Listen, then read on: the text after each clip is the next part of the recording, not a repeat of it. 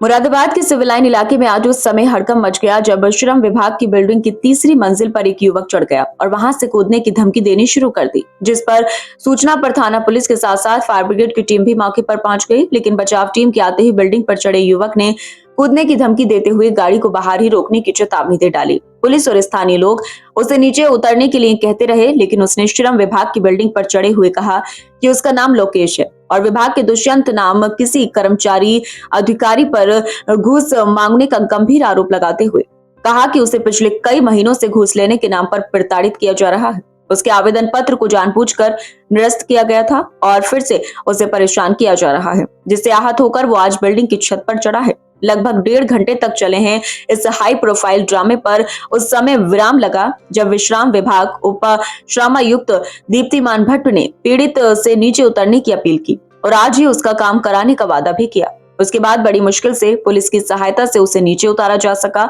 लेकिन इस घटना ने श्रम विभाग में बड़े पैमाने पर चल रही घूसखोरी उजागर हुई।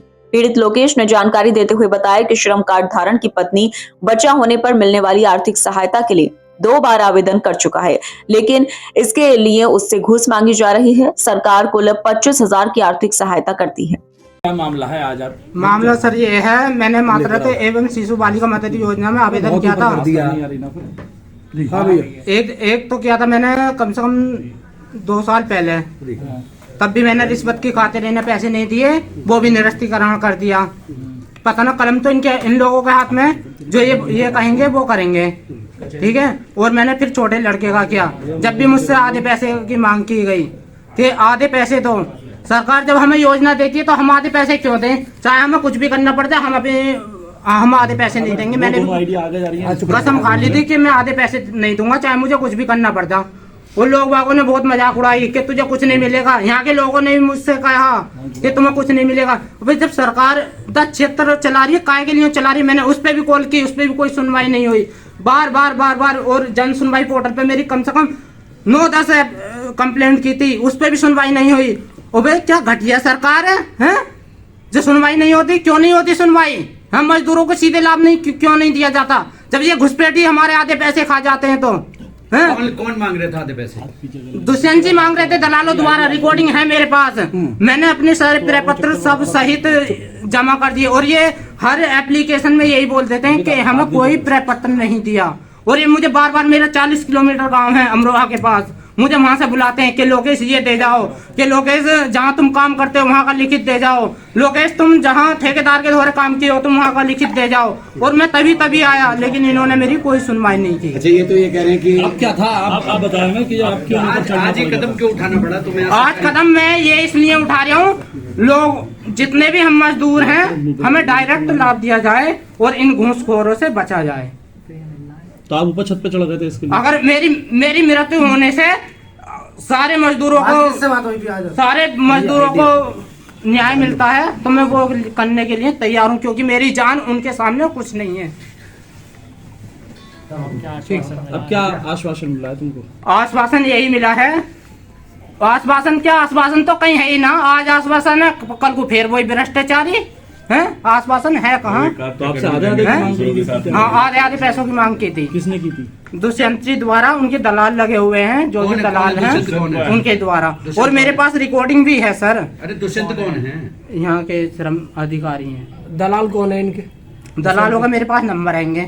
अच्छा, उन्हीं से बात हो रही थी? हाँ, उन्हीं से बात हो रही थी। रिकॉर्डिंग आपके पास? हाँ, रिकॉर्डिंग मेरे पास है। क्या चाहते हो फिलहाल ये बताओ? चाहता क्यों, न्याय मिले भाई मजदूरों को, डायरेक्ट उनकी योजनाओं का लाभ मिले ताकि घूस को कोई ना खाए। हैं बताओ, इसमें हम सभी का फायदा। देखिए, ये सूचना मुझे भी अभी थोड़ी देर पहले, लगभग 1-1.5 घंटे पहले मिली कि कोई युवक जो है हमारी जो बिल्डिंग है इसकी छत पे चढ़ा हुआ है और उसको श्रम विभाग से संबंधित उसका कोई कार्य था जो नहीं हो पा रहा था।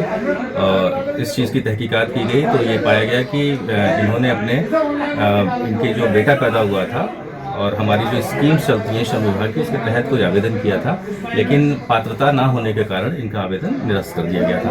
और इनको यही शिकायत थी कि हमें जो है योजना का पैसा दिलवाया जाए। जो हमारी स्कीम है जिसमें हम बच्चे के पैदा होने पर पैसा देते हैं, ये स्पेशली कंस्ट्रक्शन वर्कर्स के लिए स्कीम है जिसमें 40 तरह की कैटेगरीज डिफाइंड हैं और इन 40 प्रकार का अगर आप कार्य करते हैं तो आपको उसमें पैसा मिलेगा। लेकिन चूंकि इनके बयान थे कि मैं खेती बाड़ी का कार्य करता हूँ, तो इनके बयानों के आधार पर इनके फॉर्म को रिजेक्ट कर दिया गया था और उसी से क्षुब्ध होकर इन्होंने आज ये कदम अच्छा, उठाया। ये कदम उठाने से पहले आपसे ये मिल चुके हैं क्या पहले?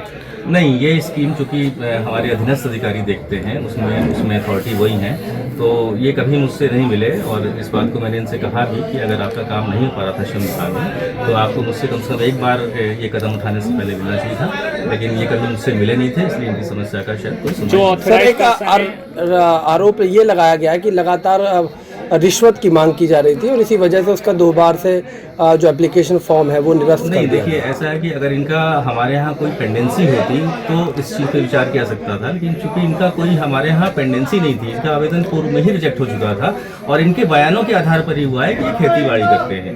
खेती बाड़ी करने वाले का हमारे यहाँ योजना का लाभ नहीं दिया जाता है, इसलिए अब आगे की क्या प्रक्रिया? क्या जो ऑथराइज पर्सन था उसके खिलाफ कोई जांच वगैरह भी की जाएगी एक बार क्रॉस चेक करने के लिए? नहीं, इन्होंने पुनः आवेदन दिया है कि मेरी एक बार पुनः जांच कर ली जाए। तो जो कॉम्पिटेंट अथॉरिटी हैं, जो हमारे निरीक्षक हैं, उनको फिर से कहा गया है कि इनके बयान लेके, इनके आसपास के गांव वालों के बयान लेके एक बार इसका फिर से परीक्षण कर लें। यदि ये पात्र पाए जाते हैं तो फिर उनको लाभ दे दिया जाएगा। ठीक।